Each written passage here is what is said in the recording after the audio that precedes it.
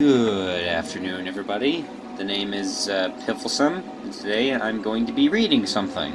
Usually I upload vlogs and crap, or a slideshow, but again, today's going to be a little different. So, today I'm going to be reading something that's kind of still a work in progress, but I'm sure you'll like what I've got so far. It's called Don't Tap the Glass, inspired by some artwork by Phillip Jollyjack M. Jackson. I'll show you a link to the artwork below when I'm done reading.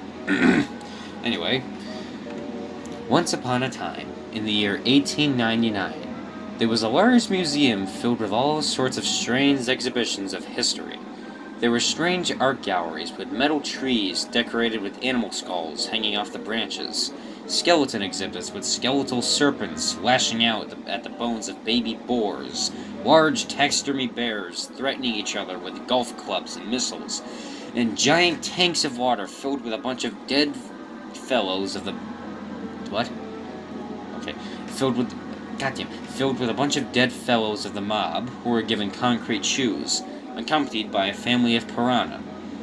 The museum went by no name, but the locals referred to it as the Hall of Horrendously Odd Oddities, or the HaHoo for short.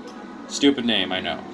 There actually used to be a much more popular attraction at the museum, but for some reason none of the patrons would dare go near it, not even allowing their curious children to do so. Despite the drop in popularity of said exhibit, the owners just couldn't bring themselves to shut it down, so of course they kept it going no matter the cost. Over time, however, they doubted anyone would come to see it. But one day, a young boy with a bloody red balloon named Colin Appleby wandered off while his parents browsed the skeletons and sculptures. He wandered through an entrance surrounded with cloth and tarps, almost making it resemble the entrance to a traveling circus or a freak show. He pushed aside the cloth to find a very large room filled with nothing but darkness. He squinted at the darkness for a light, only to accidentally push a lever haplessly. He flinched and looked around as an autumn light filled the room. Enormous exhibits with broken-down submarines and scuba suits flashed into view, as did skeletons of deep-sea fish and sea monsters as they hung above them, like a pack of persistent predators pursuing their prey.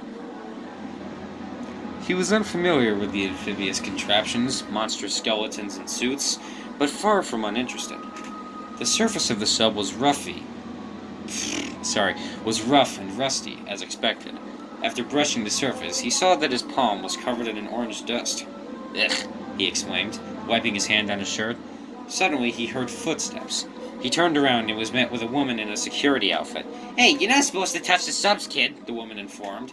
She had auburn hair, blue eyes, and wore a standard security officer outfit with black fabric, a hat on her head, a badge on her chest, gold buttons, a gun in her left pocket, and a flashlight in her right. Colin flinched at the woman and shuddered, his balloon nearly slipping through his fingers. "Sorry," he said, but the woman went on. "You realize how old these things are, right? You could get skin cancer just by touching these things," the woman warned, waving her arms around. Colin sweated and stammered, confused and frightened, holding his balloon in his arms like a toddler to a stuffed animal. Suddenly, the elf's stern and scornful stare shifted to a wry grin.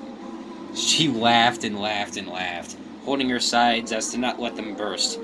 Colin's frightened face turned to a sneer, and he released his balloon, still holding onto its string. "Hey, you were tricking me, weren't you?" the boy inquired coldly, feeling betrayed and annoyed. The woman wiped a happy tear from her eye and took off the hat, finishing the last of her chuckles. Okay, she said, unbuttoning the uniform and tossing it aside, revealing an old purple shirt. Once the woman's disguise was unequipped, she held out a hand to the boy. "Sorry about that. The name's Abigail. Abigail Florin. Nice to meet you."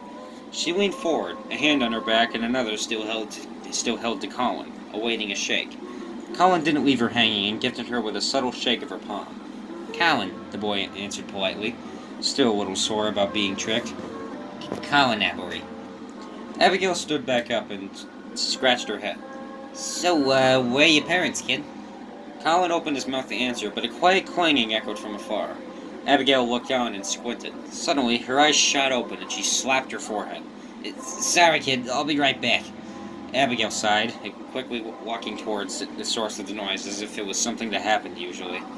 Colin raised an eyebrow and slowly stepped away, deciding to browse the rest of the exhibits.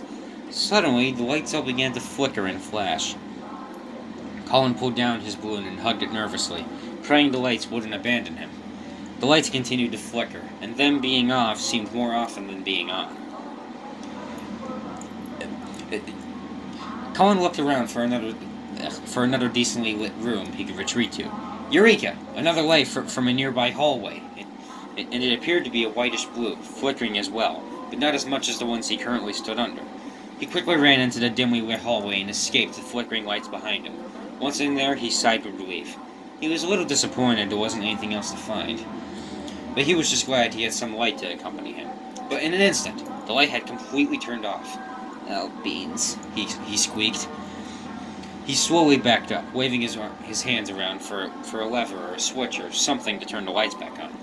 But in the room of pure darkness, he saw a pair of large, pink, glowing circles. Confused, he quietly called out, "Hello?" The glowing circles turned to the side, quickly turning back and then flashing back to pink again. He beckoned it once more. "Hello?" He gently waved a hand of greeting to the pink orbs. Large, glowing, white fangs appeared underneath the pink circles. Colin gasped and fell on his back, his balloon nearly escaping his grip. He felt himself fall onto something wooden and foldy. Colin covered his face with his hat and wept, frightened out of his mind. The grinning fangs soon frowned, and the glowing pink eyes saddened, disappearing into the darkness. In an instant, the lights seemed to come back on. Colin peeked through his sleeves and saw that the darkness was no more. He stood back up and dusted himself off. He turned and saw a wooden sign lying on the floor. It had the silhouette of a fish painted on it, only the fish seemed a little odd-looking. Above it, the words "Amazing Mermaid" was written in all capitals. Okay, that's all I got. Sorry.